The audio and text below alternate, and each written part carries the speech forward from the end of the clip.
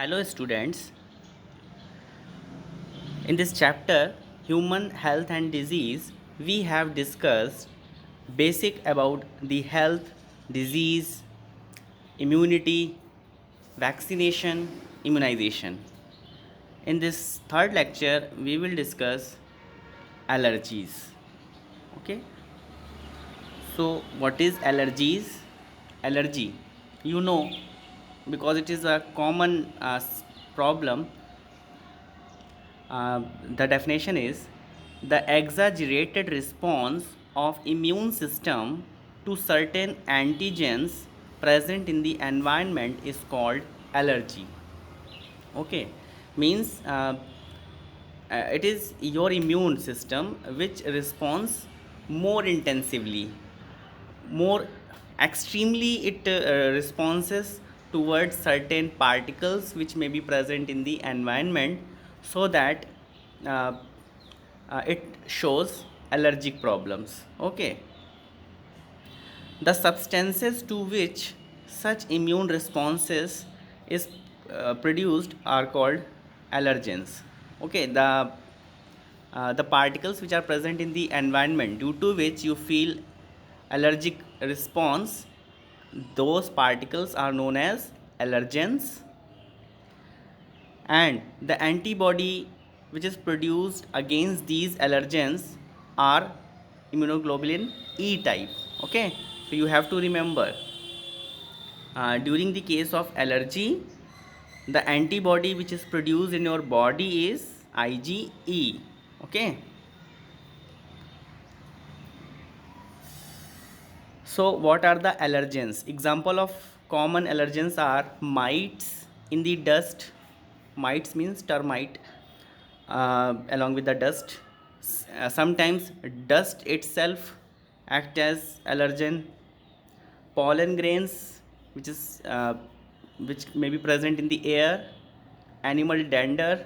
Animal dander means the small hair like hairs of the animal, or dandruff of the animal, etc. These particles, very minute particles, may be present in the air. It may cause allergy to some humans, because this is not common to all human. Allergy occurs in few people. Okay. Symptoms of the allergic reaction include sneezing, watery eyes, running nose, and difficulty in breathing. Okay, allergy is due to the secretion of chemicals like the histamine and serotonin from the mast cell. Okay, mast cell, your defending cell, part of your immune system. It starts secreting some chemicals like histamine and serotonin, due to which the allergic responses may appear. Allergic responses means these responses appear due to the influence of these chemicals, histamine, serotonin, secreted from the mast cells. Okay, the use of drugs like the antihistamine, adrenaline, and steroids quickly reduce the symptoms of the allergy. If you want to remove the symptoms, then these drugs will be beneficial. Okay, but it will not finish your allergies. It will just uh, temporarily stop your symptoms of maybe sneezing, watery eyes, running nose, or difficulty in breathing. Okay, immune system in the body. You can see the body of an human, of a human, many lymphatic vessels you can see in the diagram. Okay, and at the joint parts, lymph nodes, like in the when the where the hand is joining, legs are joining, there are certain lymph nodes are present. These lymph nodes are present all over the body. Okay, thymus gland, which is present in the chest part. okay, near the heart. These all are the part of immune system. We will see one by one. The human immune system include lymphoid organs, tissues, cells, and soluble molecules like the antibodies. You have heard about antibodies IgG, IgA, IgM, IgE, and IgD. Okay. Lymphoid organs. What are the lymphoid organs? Lymphoid organs are the organs where origin and maturation and proliferation of the lymphocytes occurs, especially the T lymphocytes. So, lymphoid organ in the lymphoid organs, the lymphocytes will be produced. It will going to maturation and then continuously divide, proliferate. Okay. So the primary lymphoid organ, we can classify the lymphoid organ into two. One is primary lymphoid organ, another is secondary lymphoid organ.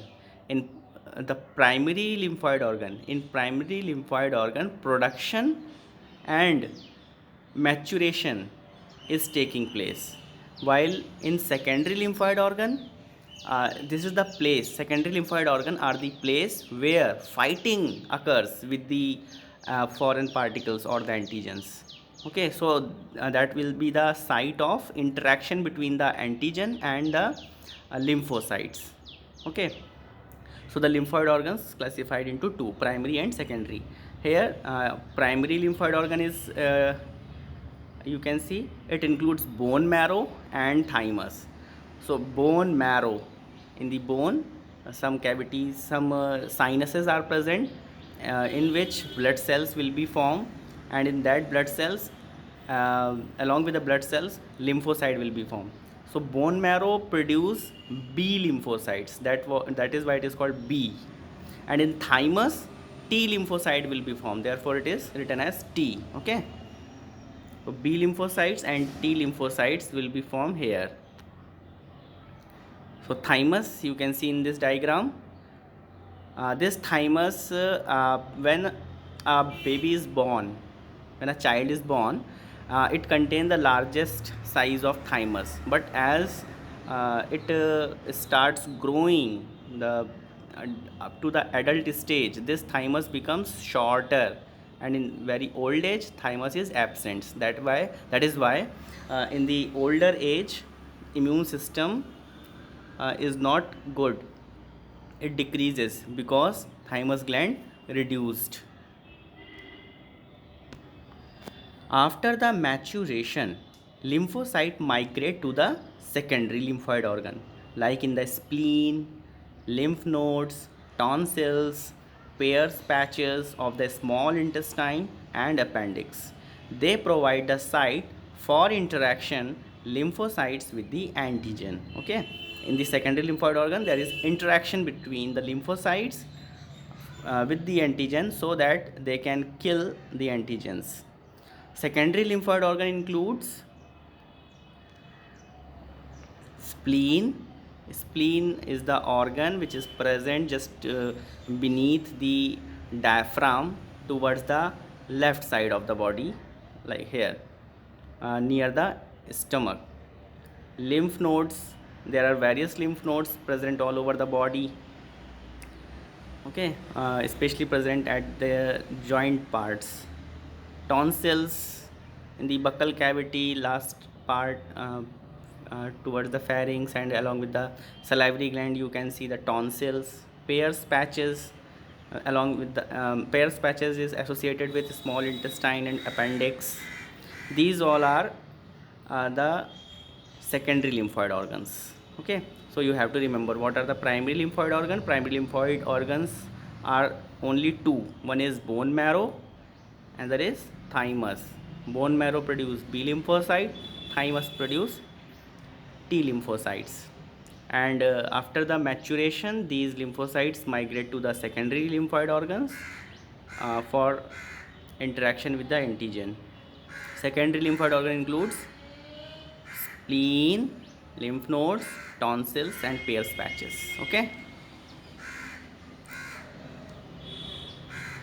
There is lymphoid tissues also located within the lining of the respiratory, digestive and urinogenital tract called the MALT or mucosal associated lymphoid tissues. Means you have seen in the transverse section of the gut, it is made up of just suppose this is the gut, inner lining is mucosal lining, then submucosal lining, okay, and um, after the muscular lining epidermis is present, outermost layer. So these are the lining, and it is written here mucosal associated lymphoid tissues, means like these lymph nodes or the lymphoid tissues, some are present in the mucosal lining. If this is the mucosal lining, these lymphoid tissues are present or associated with these mucosa. Okay, so the lymphoid tissues also located within the lining of respiratory, because this type of mucosa and some mucosa lining are present in the respiratory tract, digestive tract, urinogenital tract. So these lymphoid organs are present in the mucosal lining. They are known as mucosal associated lymphoid tissues. Collectively they are known as MALT, okay, short form. And it is 50% of the total lymphoid tissues in the human, means all the, if you see all the lymphoid tissues present in the human body, almost 50% is present in the mucosal lining. Okay,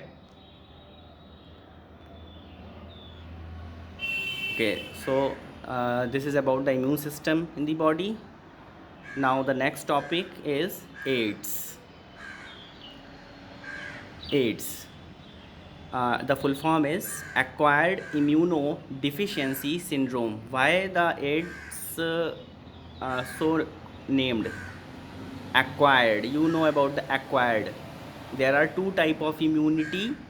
One is innate and there is acquired immunity. Innate means which is present from the time of birth, but acquired means you get during its lifetime. But here it is a disease. So when you talk about the immunity, similarly disease is also two type, congenital and acquired. Congenital means the disease which are present from the time of birth, for example genetic disorders. Acquired diseases are the diseases which achieved during the lifetime. So AIDS is one of the acquired disease, it acquired during the lifetime. Immunodeficiency means during this disease immune system uh, damages, so it deficient. Syndrome term is used for group of symptoms when usually in disease one or few symptoms will be appear, but in case of AIDS group of symptoms will be appear, because after the AIDS almost all type of infectious diseases occurred in the humans. So that is why it is named as acquired immunodeficiency syndrome, AIDS. Okay, this was first reported in 1981. It is caused by a virus known as HIV, human immunodeficiency virus. You must remember human immunodeficiency virus. So it is named as HIV, not HIDV, but it is human immunodeficiency virus, HIV. Okay, it is a type of retrovirus. Retrovirus means it all the this is the group of virus which contain RNA as a genetic material. In all the viruses, in all those viruses in which RNA is present as a genetic material, they are named as retrovirus, because when it attack any human, plant or bacteria, it have to convert its own RNA into DNA. And you know well, the normal process is DNA produce RNA and RNA produce proteins. DNA can form itself The process of formation of DNA from the DNA is known as replication of DNA. The process of formation of DNA to RNA is known as transcription. And the process of formation of protein from RNA is known as translation. Okay, so it is transcription, formation of DNA to RNA. But these viruses contain RNA in its genetic material. So when it attack on any cell, host cell, which because in animal, plant and bacteria the genetic material is DNA, so how it will infect? It cannot infect. That is why it has to convert its RNA into DNA, means reverse transcription. Because when it forms DNA to RNA, this is known as transcription, and the reverse process is known as reverse transcription. So for the process of reverse transcription, the enzyme which is responsible is reverse transcriptase enzyme. So these viruses, retroviruses, contain this reverse transcriptase enzyme. So in all the retroviruses, reverse transcriptase enzyme is present, which helps in the transformation of RNA into DNA. Okay, if you have seen, then I will erase it. The transmission of HIV virus occurs by HIV virus can transfer from one person to another person with the help of sexual contact with the infected person, transfusion of contaminated blood and blood products, sharing infected needles, as in case of intravenous drug abusers, infected mother to her child through the placenta, because AIDS virus can cross the placenta barrier. Okay, AIDS or the HIV does not spread by the physical contact. When you shaking the hand or hugging someone, it will not lead to the HIV infection, because with any infected person, because it is not spread by this physical contact. It is spread only through the body fluids. Okay, body fluids means any fluid in the body like blood, semen, sputum, etc. There is always time lag between the infection and appearance of symptoms that may vary from 5 to 10 years. Means if anyone get infected today, the symptom of AIDS will be appear after 5 to 10 days, 5 to 10 years. Okay. Now what are the steps of replication of retrovirus, means how it infect a person? We will see one by one. First, virus enter into the body. You know that the virus, HIV virus contain the RNA as a genetic material. In any virus, there are only two things usually. One is genetic material, which is covered inside a proteinaceous covering known as capsid. Okay, in other viruses, envelope may be present. Okay, so in case of this HIV virus, envelope is present along with the capsid. So the virus enter into the body. When virus enter into the body, it means its covering remain outside and only the genetic material enter into the body.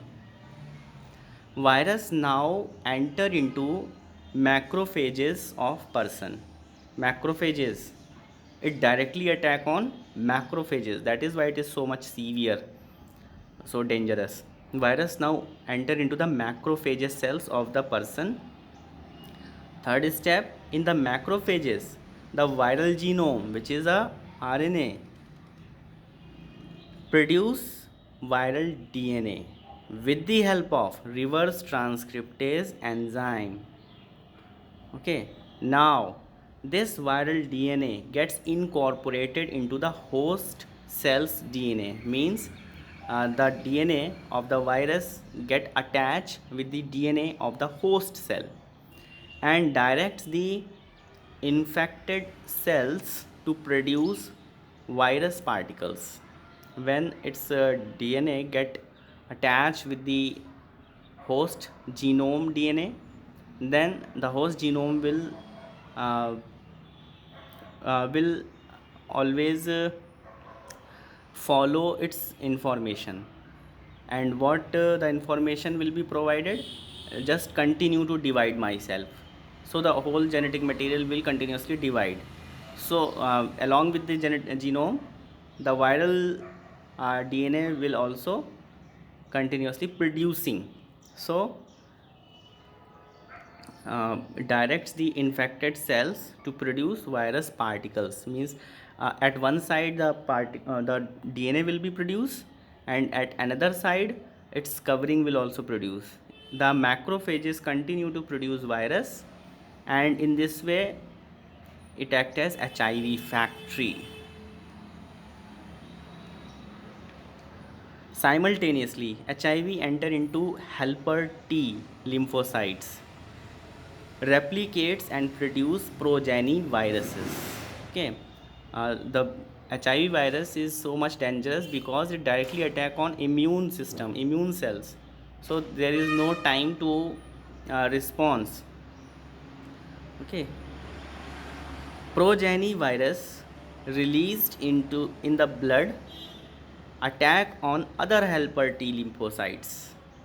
This is repeated, leading to progressive decrease in the number of helper T lymphocytes in the body of the infected person. During this period, the person suffers from bouts of fever, means continuously fever is there. Okay, diarrhea and the weight loss. The patient becomes so immunodeficient even that he or she is unable to protect himself or herself against minute infections. Okay, so these are the steps of replication of retrovirus along with the symptoms. You can see all these things in this diagram. Okay. Oh. Uh, at the uppermost corner you can see a retrovirus, that is HIV. In this diagram, envelope is not shown, only the capsid, and inside the capsid RNA is shown here. So it is a viral protein coat. This viral RNA core infect the normal. This is the this cell is the animal cell, host cell, and this is the virus. This virus enter its genetic material, that is RNA, into the host cell, and with the help of reverse transcriptase enzyme it produce DNA from its RNA. This is RNA and this is DNA of the virus. Now in the this is present in the cytoplasm right now.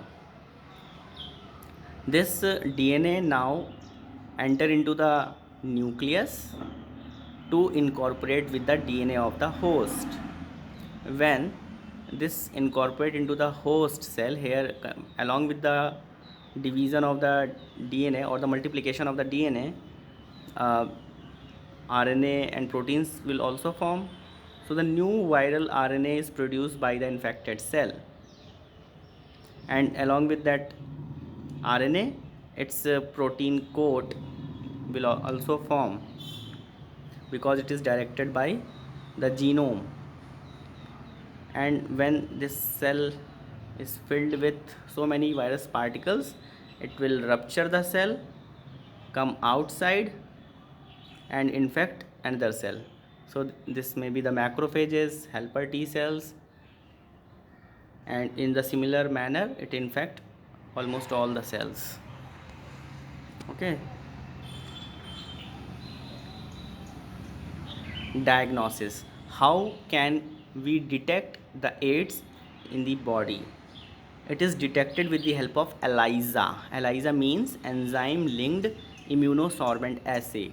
This is the diagnostic test for the ELISA, for the AIDS. ELISA. You must remember the name ELISA and along with its full form, enzyme linked immunosorbent assay. Treatment. If you talk about the treatment of the AIDS, the treatment of this disease is with antiretroviral drug, but it is partially effective and just prolonged the life but not prevents the death. Okay, so it can use to prolong the life of a patient, it cannot completely cure. And the drug is, you must remember the name, antiretroviral drug. Prevention of AIDS, as AIDS has no cure, so prevention is the only option.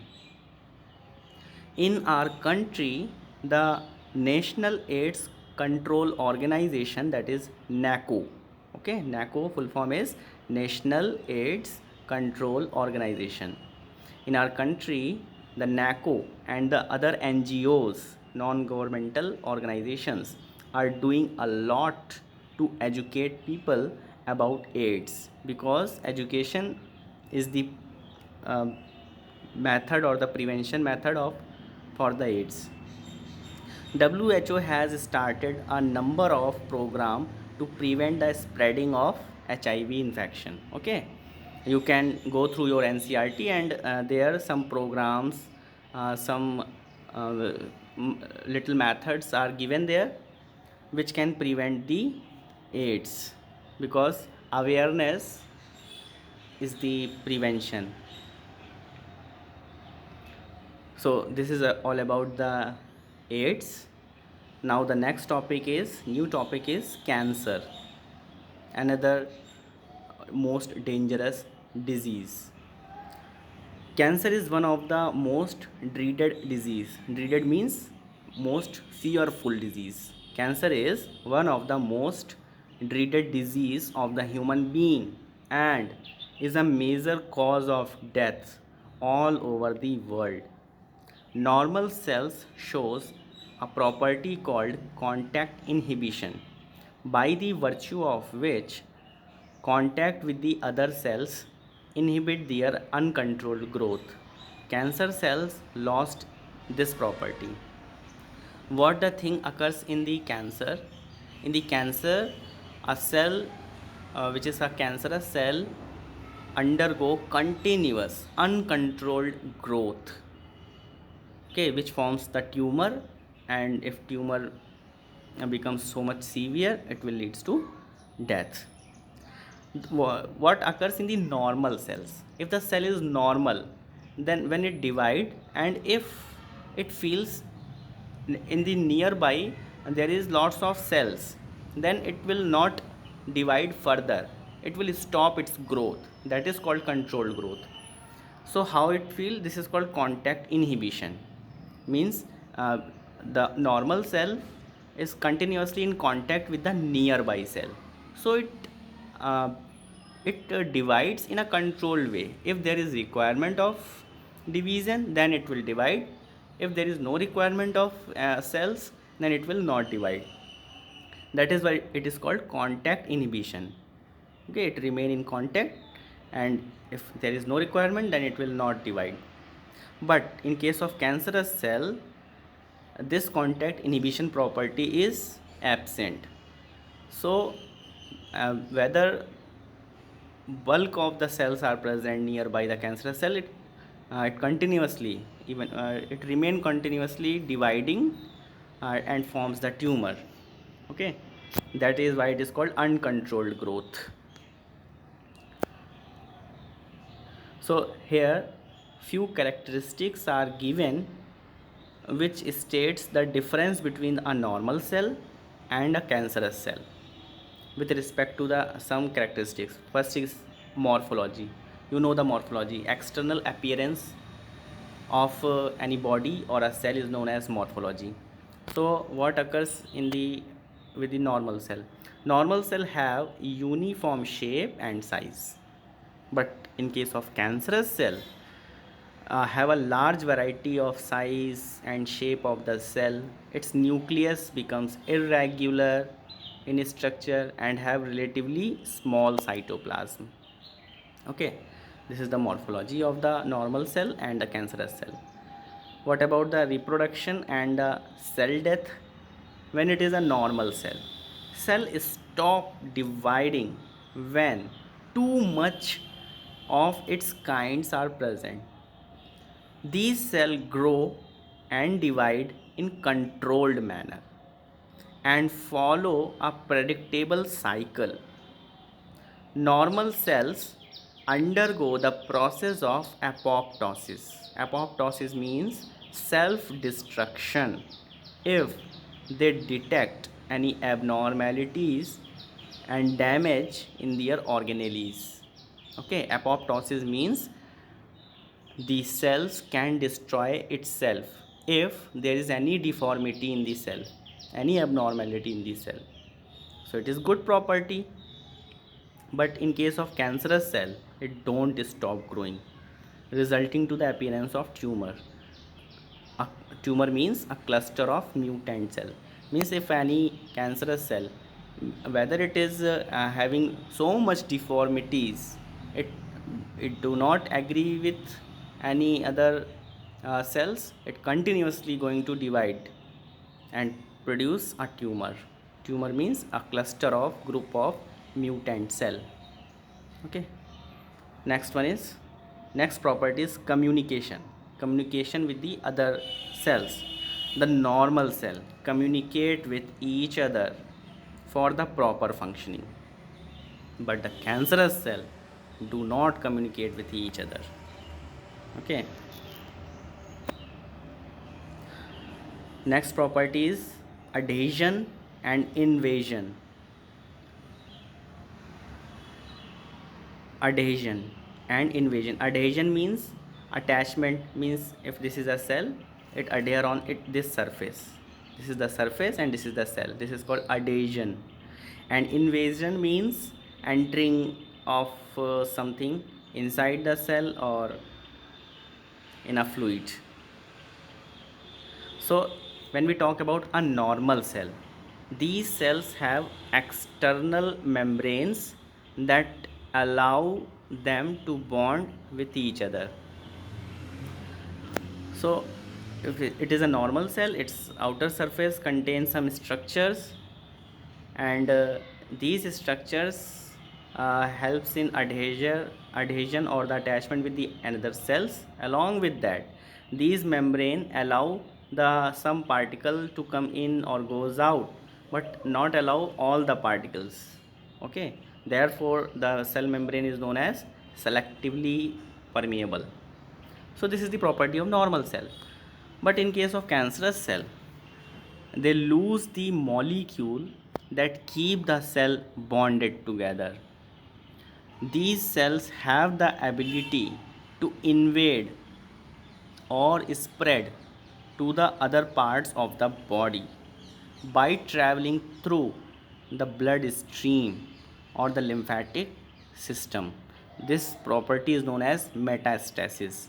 Metastasis means the cells are not combined with each other, they are distinct and they travel through a blood stream from one place to another place, that is metastasis. So the normal cells always attach with each other, they do not travel, and uh, it maintain its uh,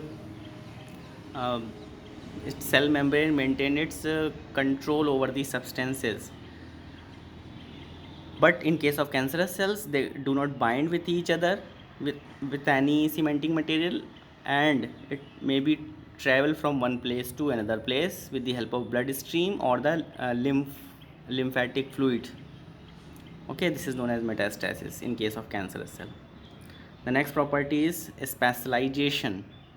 The normal cell start out as immature cell and mature with certain specialized function. Okay, like a normal human, every human born with immaturity, but as uh, going through the ages, um, it develops some special property. Some becomes the doctor, some becomes engineer, means specialized in their work. Similarly, the normal cells, when it born, it is immature, and when it becomes mature, it adopts some specialization. If it becomes the part of bloodstream, then it may be the RBC, WBC, or platelets, any one of the cell. If it is the part of respiratory system, then it may be from the cells of the lungs or the alveoli or bronchi, means any one part from where it is belong, it will get the specialization, because blood cells have the specialization of conducting gases and nutrients. Okay, digestive gland cells have the ability to for the secretion. So it these are specialized cell. But when we talk about the cancerous cell, cancer cells do not mature. Here reverse process is taking place. If initially cell is mature, then it becomes immature, like a baby. Cancer cells do not mature and undergo apoptosis, means self destruction. Instead, these cells becomes immature over the time. Cancer cells are primitive and they do not have a specialized function. Okay, next property is cell recognition, signal recognition. Signal, you must know all the signals uh, to travel through the road, travel by the road, or any train, or anywhere you want to go, you have to follow the signals, recognize the signals. Normal cells recognize signals. They know when there are enough cells, enough new cells, so it is stop dividing. But cancer cell, immature cells, don't recognize the signal. Hence these cells irrationally, erratically reproduce mutant cells. Okay.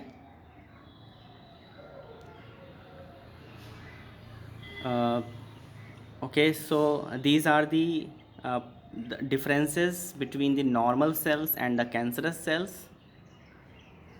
After that, there are certain types of tumors. After that, we will discuss about the causes of cancer. So in the next lecture, we will discuss about the type of tumors, causes, and treatment, and the last topic related to the drugs. Okay, thank you class.